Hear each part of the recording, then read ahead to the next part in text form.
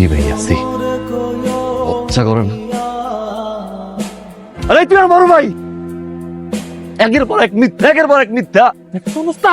আর ঘরের কথা বুঝে তুই তোমার শ্বশুর নিয়ে আইছো। এই ছেলাই, এই অনেকক্ষণ দেবো খেয়াল করতেছি, বেদবের মতো কথা মানতে হইতেছে।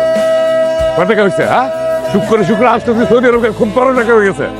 আপনি এটা ফয়সালা করেন। এই অশান্তির মধ্যে আমি আমার রাজকন্যা রাখবো না।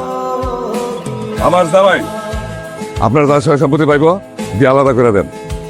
আরেকটা কথা মনে রাখবেন, কেউ যদি উল্টা পাল্টা কিছু করে আমি কিন্তু সহ্য করবো না। আরে আপনি কে? কোথায় আসছেন আপনি? হ্যাঁ, কই ছিলেন? তোর বড় ভাই বিয়ে দিছি, কই ছিলেন? তোর আম্মা অসুস্থ ছিল, বাড়ি এতগুলো কাজ হয়েছে, আপনি ছিলেন? একবার পাইছি আপনারে, কোথায় আসছেন আপনি? ঘুরে আপনি ফেসলা করবেন, ভাগাভাগি করবেন না করবেন? আপনি কে? আপনার সামনে আপনার ছোট পোলা দাঁড়ায় দাঁড়ায় আমার বাবার সাথে বিয়ে করতেছে, আপনি কিচ্ছু বলতেছেন না, আর তুমি দাঁড়ায় দাঁড়ায় তামসা দেখো। মামুন, আমার শ্বশুরের নিয়ে একটা কাপড় ভিতরে মেরে ভালো ভাবে চাটাম। সাবধানে করো ভাইয়া। হেই,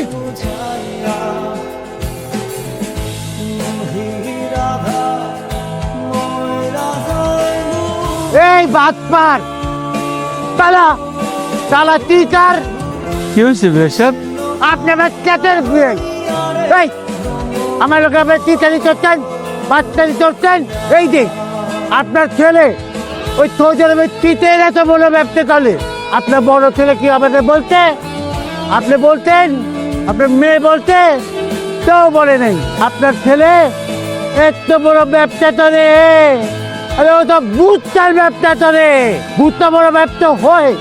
বেশব, আমার বাড়ির ভিতরে এসে কি আমল তোমার বলতেছেন আপনি? আসছেন অপমান করতে।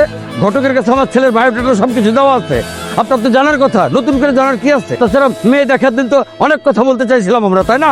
আপনি তো কোনো কথা শুনতে চান নাই। এত পেটার পারে কেন? হ্যাঁ, এই বাতপার, হ্যাঁ আমার এখন পান তোমার সব গেছে গা।